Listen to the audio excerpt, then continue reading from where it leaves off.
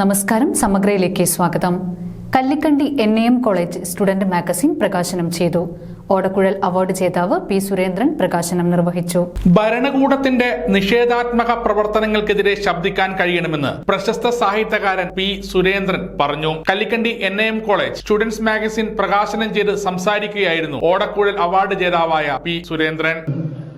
ഈ മാഗസിൻ പ്രകാശനം ചെയ്യുന്ന ഈ സമയത്ത് പോലും അതിദാരുണമായ വംശഹത്യക്ക് വിധേയമായിക്കൊണ്ടിരിക്കുന്ന പലസ്തീൻ എന്ന് പറയുന്ന ഒരു ചെറിയ രാഷ്ട്രത്തോടുള്ള ഐക്യപ്പെടൽ കൂടിയാണ് നിങ്ങളുടെ ഈ ജനോസൈഡ് എന്ന പറയുന്ന ആശയം മുന്നോട്ട് ഉറപ്പിച്ചുകൊണ്ടുള്ള ഈ മാഗസിന്റെ പ്രകാശനം പോലും പലസ്തീനോടുള്ള ഐക്യപ്പെടലാണ് ഞാൻ ഒരു രാഷ്ട്രീയ മുന്നോട്ട് പ്രത്യേകിച്ച് ഒരു പുതിയ തലമുറ വളരെ മികച്ചതായൊരു തലമുറയാണ്.